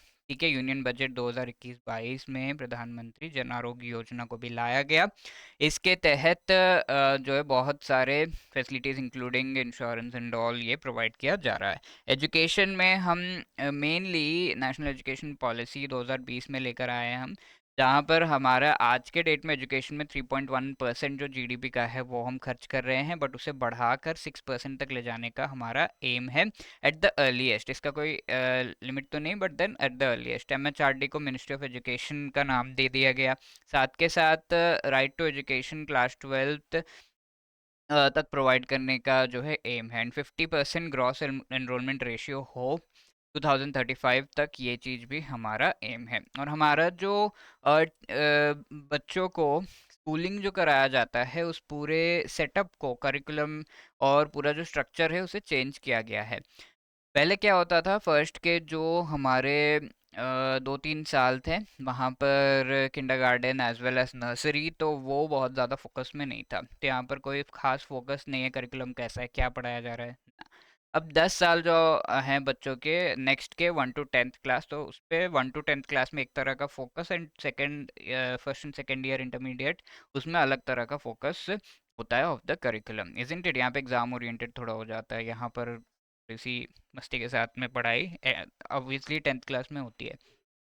तो वो अब इसको चेंज करके इनिशियल जो 3 इयर्स हैं वो एक्चुअली आंगनवाड़ी या फिर बाल वाटिका वगैरह, वहाँ पर 3 to 6 इयर्स एजेड जो बच्चे हैं उन पर खास ध्यान दिया जाएगा। Next first and second class की करिकुलम भी चेंज की जा रही है। नेक्स्ट 3 इयर्स जो है ये प्रिपरेटरी स्टेज मानकर इनकी करिकुलम अलग तरह से होगी, जहाँ पर आगे के ज़िंदगी के लिए इन्हें प्रिपेयर किया जाएगा। एंड मिडिल स्टेज जहाँ पर 6 to 8th क्लास जो है उसे एक तरह से, अब 9th क्लास से काफ़ी इंपॉर्टेंट हो जाता है, तो 9, 10, 11, 12 इसको एक जो है सेकेंडरी लेवल का करिकुलम स्ट्रक्चर यहाँ पर होगा। और इस तरीके से जो डिवीज़न है उसे चेंज करके माइंडसेट और करिकुलम को चेंज करने का काम किया गया है, जिससे बच्चों का जो बेटर उन्हें हैंडल किया जो है हैंड होल्ड किया जा सकता है। पिलर्स क्या है नेशनल एजुकेशन पॉलिसी के? Accessibility, equity, quality and accountability. ठीक है, ज़्यादा एक्सेसिबल हो एजुकेशन, एक्विटी यानी कि रिच पोअर सभी को ऑलमोस्ट सिमिलर बेनिफिट्स मिले of education and skilling, quality education, and accountable हो, जहाँ पर जो किया जा रहा है वो अकाउंटेबल हो। और भी इसके साथ वुमेन एम्पावरमेंट, फैमिली वेलफेयर। 1952 में इंडिया एक्चुअली फर्स्ट कंट्री बना national program for family planning को इम्प्लीमेंट करने के लिए, एम जिसका था पॉपुलेशन मैनेजमेंट। इसके अलावा वॉलेंट्री फैमिली वेलफेयर सर्विसेज हम लेकर आए। पहले तो था कि कंपलसरी फैमिली प्लानिंग करनी है ये चीज़, बट आगे जाकर वॉलेंट्री इसे कर दिया गया, तो that is also there which is also helping की फैमिली प्लानिंग एटलीस्ट दिमाग में रहे। सोशल हार्मनी, जहाँ पर कॉर्पोरेट सोशल रिस्पॉन्सिबिलिटी को जो है ध्यान में रखकर सीएसआर एक्टिविटीज जो है वो किए जा रहे हैं। तो ये क्या है इसका, इसके तहत जो एंटरप्राइजेस हैं, जो कंपनीज हैं, उन्हें अपने इनकम का, अपने प्रॉफिट का थोड़ा पार्ट इन्वेस्ट करना पड़ता है इन सोशल रिस्पॉन्सिबिलिटी। ठीक है, एजुकेशन हेल्थ सेक्टर में उन्हें इन्वेस्ट करना होता है, वहाँ पर पैसे लगाने होते हैं। राइट, कंपनीज एक्ट के तहत ये जो है आपका एक रिक्वायरमेंट है for the companies. Environment social and governance जो है, ये एक पर्सपेक्टिव है जब भी कंपनीज एक्चुअली बेनिफिट करना चाहते हैं टू द सोसाइटी, यानी कि एनवायरमेंटल इनिशिएटिव्स बोलें, सोशल इनिशिएटिव्स एंड गवर्नेंस से रिलेटेड, यानी कि करप्शन एंड ऑल कम करने से रिलेटेड एंड अपने पूरे प्रोसेसेस को स्ट्रीमलाइन करने से रिलेटेड वो प्लान करे। और इसके साथ साथ अनटचेबिलिटी जैसे सोशल इश्यूज जो है उन्हें रिमूव करना भी सोशल इंफ्रास्ट्रक्चर का पार्ट है। So that was the thing related to fifth chapter. अब हम सिक्स चैप्टर देख रहे हैं, दैट इज ग्लोबलाइजेशन और इंडिया पर इसका क्या इम्पैक्ट है। तो 18th सेंचुरी पर अगर हम एक बार वापस जाए तो वी कैन से इंडिया और बहुत सारे जो लोकेशंस हैं वो बहुत ही ज़्यादा कनेक्टेड थे। और ये कनेक्शंस मेनली कनेक्टेड थे, मैं कह रहा हूँ तो उसका मतलब क्या है। मेनली उस समय जो इकोनॉमिक यानी कि ट्रेड के लिए, आप देख सकते हो यहाँ पर आपको विजुअल्स दिख रहे हैं कि ट्रेड के लिए एक जगह से दूसरे जगह लोग जाते थे, कैरावन्स होते थे, उसमें लोग बैठकर जाते थे।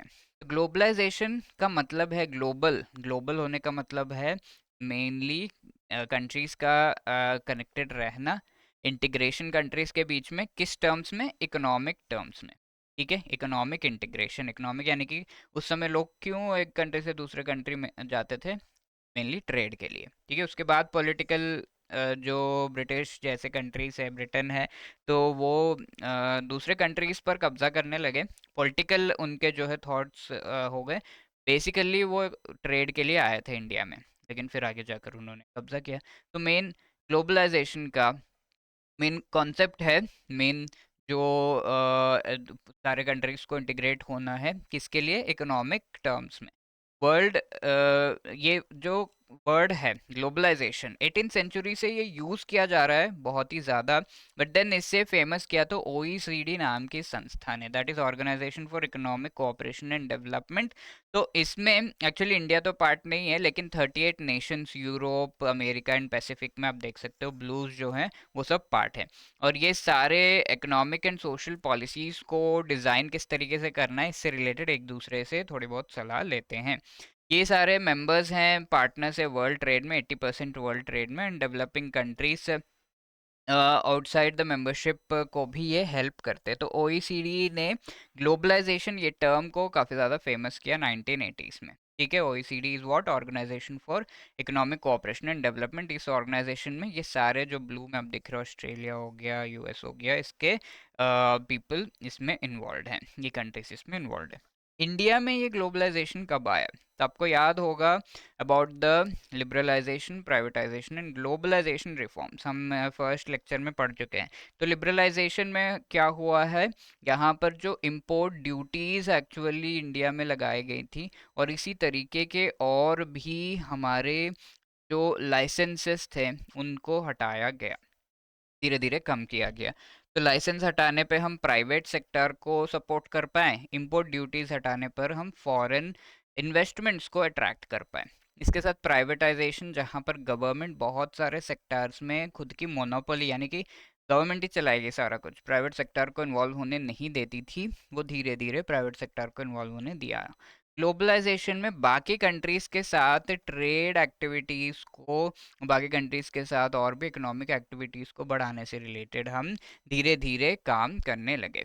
Okay, so that is the main thing, LPG reforms. Okay, ये 1991-92 में इंडिया में एक्चुअली इंट्रोड्यूस हुआ globalization as a important policy, जो हमारा एम। ठीक है, ग्लोबलाइजेशन से रिलेटेड ये क्वेश्चन आंसर करते हैं, ये डिफाइन किया जा रहा है as a rise in dash among nations, economic integration, political, spiritual या इंटेलेक्चुअल। इनमें से कौन सा इंटीग्रेशन है मेनली, तो वी नो कि ये एक इकोनॉमिक इंटीग्रेशन है। ठीक है, बाकी सारे होते हैं, बट बेसिकली जो मोस्ट इम्पॉर्टेंट और द बेस्ट आंसर है इस क्वेश्चन का, दैट इज इकोनॉमिक इंटीग्रेशन।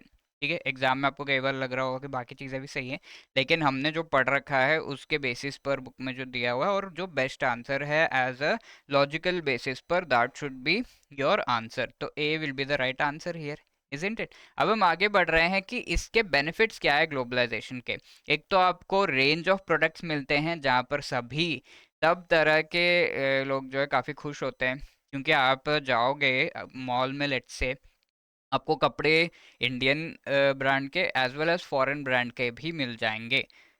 तो रेंज ऑफ प्रोडक्ट्स बढ़ गई है। कई बार हम ऑनलाइन ऑर्डर करने की कोशिश करते हैं एंड ऑनलाइन प्रोडक्ट्स जो आ रहे हैं उनमें से काफ़ी कुछ इम्पोर्टेड है। ऑल्दो कई बार गलती भी हो जाती है हमसे ऑनलाइन ऑर्डर करने में, बट देन यस काफ़ी कुछ इम्पोर्टेड है and we can say online products जो है that is because of globalisation. Also employment जो लोगों को मिल रहा है मल्टीनेशनल कंपनीज लेट से, तो बेटर पेइंग जॉब्स हैं वो सारे एंड काफ़ी ज़्यादा हम कह सकते हैं कि इतनी अच्छी पेमेंट होती है कि that is going to help generations. Yes, and also transformation जो है पीपल एज वेल एज सभी का ये कर देता है, right, on a lighter note. Yes, तो ये सारे जो कॉस्ट है उन्हें रिड्यूस कर देता है। जहाँ पर लेट्स से इंडिया में अगर कोई चीज़ बनानी हो रॉ मटेरियल को उसे यूज़ करके, जो टेक्नोलॉजिकल सपोर्ट थोड़ा कम अगर है, तो हमारा कॉस्ट 100 रुपये लग रहा है। बट हमने इम्पोर्ट किया रॉ मटेरियल को और फिर हमने उस प्रोडक्ट को बनाया तो 80 रुपये लग रहा है। ठीक है, तो कई बार कॉस्ट कम हो जाता है, स्टैंडर्ड ऑफ लिविंग हेल्थ और हेल्थ के स्टैंडर्ड्स को बेटर बना रहा है ये। इन्वेस्टमेंट्स जो फॉरेन कंट्रीज से इंडिया में आ रहे हैं वो इंडिया के ग्रोथ एंड डेवलपमेंट में हेल्प कर रहे हैं। टेक्नोलॉजी हम इंपोर्ट करते हैं, वेरी इंपॉर्टेंटली डिफेंस टेक्नोलॉजी, बहुत सारे सुखोई एंड ऑल जो इम्पोर्टेंट हमारे प्लेन्स एंड इंफ्रास्ट्रक्चर है that is from we can say defence का काफ़ी हद तक रशिया से है, यूएस से भी हम ले रहे हैं, तो that is improve technology. Human resource भी इम्प्रूव हो रहा है, जहाँ पर लोगों की ट्रेनिंग के लिए लोग बाहर कंट्रीज में जा रहे हैं, तो that is also helping. Cultural political environmental impacts भी हैं इसके, राइट। तो जो हम आगे देखेंगे फेयर ग्लोबलाइजेशन इस टर्म को समझकर, यस कल्चर भी हमारा चेंज हो रहा है। इंडियन था वेस्टर्न हो गए हम, जो एक्चुअली इंडियन ट्रेडिशनल कल्चर में हैं उन लोगों को बहुत ज़्यादा जो है इम्पोर्टेंस नहीं मिलती। That is the sad truth, but yes ये है।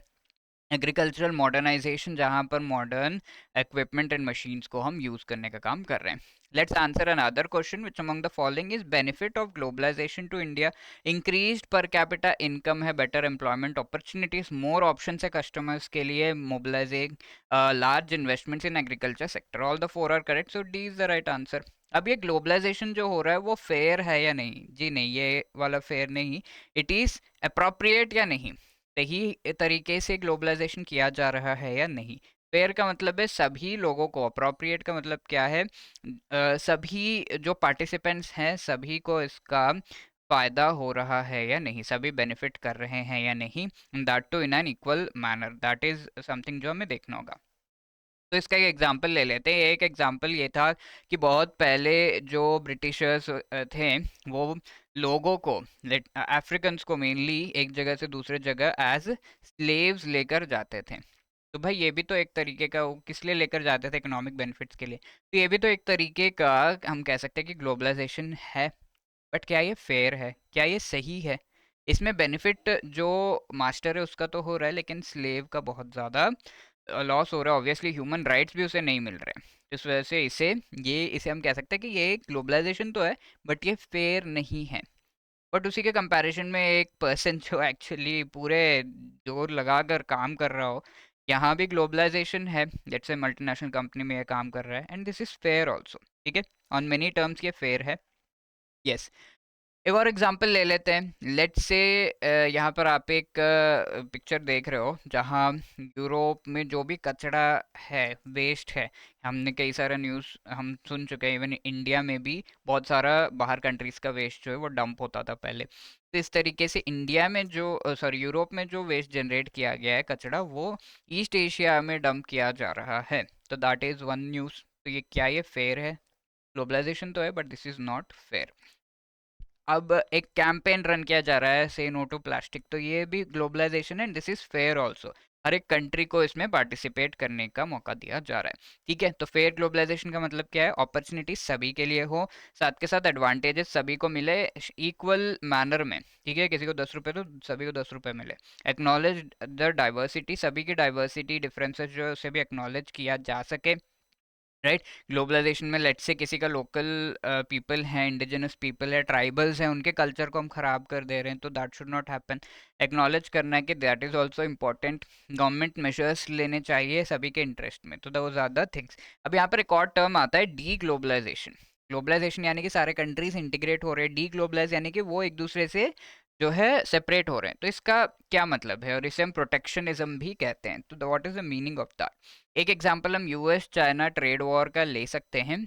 एक बहुत ही इंपॉर्टेंट एग्जांपल यहाँ पर ले सकते हैं इंडिया में, जो चाइनीज प्लास्टिक्स आते हैं, वो जो आ रहे हैं उनका दाम लेट से 10 रुपीज़ में ये बेच पा रहे हैं एक जो प्रोडक्ट है, बट उसी को ये लोग 15 रुपीज़ में इंडिया में अगर बन रहा है तो 15 रुपीज़ में बेच रहे हैं। तो यहाँ पर इंडिया को क्या स्टेप्स लेने होंगे कि चाइनीज़ जो सारा प्रोडक्ट्स है वो इंडिया में डंप होकर ना जाए? तो अगर ऐसा हो रहा है, अगर ये चाइनीज़ प्रोडक्ट, तो आप क्या खरीदोगे? ऑब्वियसली अगेन जितना भी देश प्रेम हो, जो सस्ता है वही खरीदेंगे, तो इनका तो नुकसान हो रहा है ना। तो इंडियन गवर्नमेंट इस चीज़ में उसे स्टेप्स लेने होंगे और थोड़ा सा डी ग्लोबलाइज करना होगा, प्रोटेक्ट करना होगा किसको? इन पीपल को, दैट इज कॉल्ड प्रोटेक्शनिज्म। इसके लिए क्या स्टेप्स ले सकता है? वर्ल्ड ट्रेड ऑर्गेनाइजेशन के जो गाइडलाइंस है उनके बेसिस पर इंडिया टैरिफ्स जो है लगा सकता है। ठीक है, सारे इंटरनेशनल रूल्स एंड रेगुलेशंस को मानते हुए ये टैरिफ्स लगने चाहिए, यानी कि यहाँ पर एक ड्यूटी लगा दी कि इंपोर्ट अगर ये हो रहा है तो 5 रुपये एक्स्ट्रा लगेंगे। ठीक है, तो अब फिर इन दोनों के बीच का कंपटीशन, ये 15 हो गया, that is what? Tariff, duty, tax लगाना। इसके अलावा कोटा लगा सकता है कि भाई 10 रुपये वाले जो ये प्रोडक्ट्स आप बेच रहे हो, 10 सामान से ज़्यादा इंडिया में नहीं आएगा। बाकी 10 सामान जब लोगों ने खरीद लिए हैं, बाकी 15 में ही खरीदना पड़ेगा। तो उसे कोटा कहते हैं, कितना सामान आ सकता है, तो ये कोटा इज क्वांटिटी। तीसरी चीज़ है कि नॉन टैरिफ बैरियर, जहाँ पर वो आपका प्लास्टिक जो है बहुत ज़्यादा एनवायरनमेंट फ्रेंडली नहीं है, तो हम इंपोर्ट नहीं करेंगे, दैट इज़ वन थिंग। ठीक है, यहाँ पर जो डिपेंडेंस है चाइना पर वो हम कम कर रहे हैं। इंटीग्रेशन जो economic and as well as all other integration को हम कम कर रहे हैं, that is called deglobalisation या protectionism. US China trade dispute जो है वो एक एग्जाम्पल है। कोविड के समय चाइना का जो बॉयकॉट हुआ, दैट इज़ वन थिंग। इन्हीं चीज़ों से रिलेटेड माइकल ओसुलिवन नाम के इस व्यक्ति ने the levelling what's next after globalisation ये बुक जो है लिखी है, तो remember the name. I hope that is clear. Let us answer this question, which among the following is characteristic of deglobalisation? Reducing dependency among nations, increasing integration, या फिर increasing protectionism? Integration को बढ़ाना no, reducing dependence जी हाँ, increasing protectionism जी हाँ। तो 1 and 3 only, C should be the right answer. Okay, अब इसके बाद आप इतने सारी चीज़ें हम कर चुके हैं, तो आपको खुद से प्रैक्टिस भी करना चाहिए। तो उसके लिए कुछ एमसीक्यूज मैं लेकर आ गया हूँ जो एक्चुअली पूछे गए हैं इन द एग्ज़ाम। इनको आपको देखना होगा, आपके स्क्रीन के सामने आप देख सकते हो, ये एमसीक्यू आपको दिख रहा है। तो इन एमसीक्यूज जब आप देख रहे हो, पॉज करो वीडियो को, 1 2 3 4 5 लिखो, एंड उनको आंसर करना होगा, और कमेंट सेक्शन में आप वो आंसर्स जो है पोस्ट करोगे। तो pause the video, read this question and answer this question. Comment section में आपको पोस्ट करना है, लेट्स सी किसको फुल मार्क्स मिलते हैं। Okay, this is the second question, pause करिए and try to answer. Third question आपके सामने है, pause it and try to answer this. Fourth question आपके सामने है, and finally fifth question. Right, तो पॉज करके इन 5 क्वेश्चंस को आपको आंसर करना है। घबराइए मत, इनके आंसर्स आपको पीडीएफ में ज़रूर मिल जाएंगे। पीडीएफ आप हमारे टेलीग्राम चैनल से डाउनलोड कर सकते हो। आई होप आपको मज़ा आया। 8146207241 पर आप कॉल करके अपने क्वेरीज को आंसर करवा सकते हो। hello@edutap.co.in पर आप मेल करके भी अपने क्वेरीज पूछ सकते हो। आई hope this session has helped you. Thank you.